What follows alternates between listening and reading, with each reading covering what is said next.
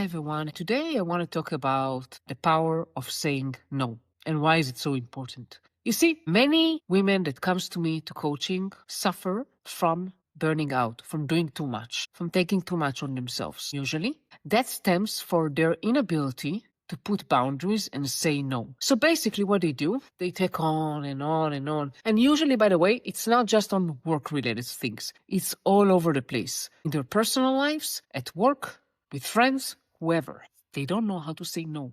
Why is that? Why is that happening? We have a tendency as people, to want to be liked. That's a very basic human need. We're social creatures. We want people to like us. And we want to help others. And we feel uncomfortable that if we say no, we may offend someone or how they will perceive us as people who don't collaborate. Maybe even unpleasant to work with. So there is a fear of saying no to someone asking us to do something. The problem with that is that it leads to burnout, it leads to stress, it leads to taking too much on yourself, so much that eventually you cannot really do your job very well and you do nothing very well.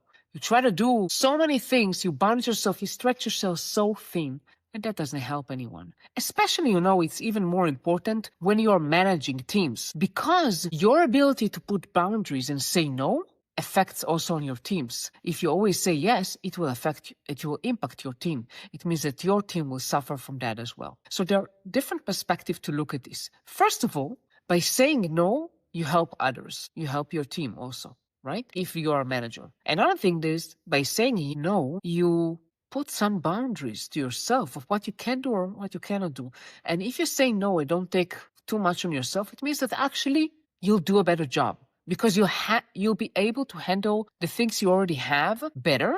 You'll not be stressed or be less stressed. You will not burn out. So actually, it's better for your employer if you say no. So first of all, try to look at it from that perspective, right? Change the perspective of saying no means I'm not a good team player or I'm not a good employee, rather than I'm actually doing my job better when I say no, because it will help me do my job better.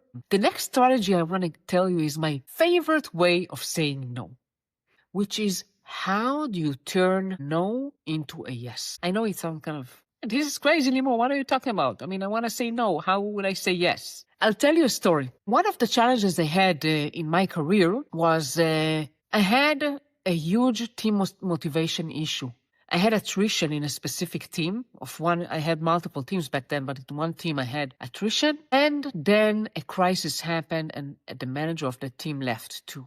The team was unmotivated. Many people said that they may leave the company and they were behind schedule. So I had to go to the VP of product and tell them that we're not going to meet the deadline. And the deadline was super important because we had to release a critical release that would go public in a conference, and this VP of product was supposed to stay on the stage and announce to the world about this important release. So it was, believe me, it was not an easy situation. And there are multiple things in that story, but one thing I want to share is a strategy I took, one of the strategies. I try to think about the yes, meaning what is important? A, we meet the deadline. I knew that we had to meet the deadline. There was a conference. We had to release it back then.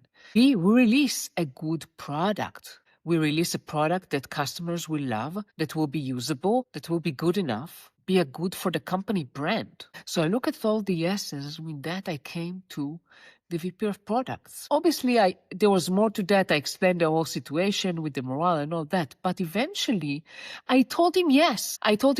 We will deliver the product. Maybe not exactly all the features you wanted, but we will deliver the must-haves. We talked about what really are the crucials, the important things, and we're going to meet the deadline. We're going to release it. It will be announced. I looked at it in the positive angle instead of a negative. And it worked. So try to think about the yes side, not just the no side. And I'll give you another example. One of my podcast guests told me a funny story that one of her managers tried to ask her for something really impossible. And she told him, I can do everything you want me if you double the amount of hours a day from 24 hours to 48 hours a day. I know it's not funny, but it depends obviously on the relationship that you have with your manager. But as soon as she said that to her manager, he understood that he asked her something that was unrealistic. But going more seriously for a moment, what you can do is say what you can do instead of what you cannot do. I can do X, Y, Z. Let's prioritize. I can do 5 things. Let's decide on the highest priorities. So try to focus on what you can do rather than what you cannot do. And taking that conversation into a positive discussion rather than a negative discussion. So first, it set a positive tone to the conversation, and also it doesn't present you as someone who says no, rather than someone who try to find solutions that will eventually support the business. So I want to ask you, how do you face the challenge of saying no and setting boundaries? I would love to hear from you. And if you have any questions, feel free to either put them in the comments below, or if you don't feel comfortable putting in comments, just DM me and I'll be happy to support you. Thank you so much for listening today. I want to wish you a happy Thursday and see you soon.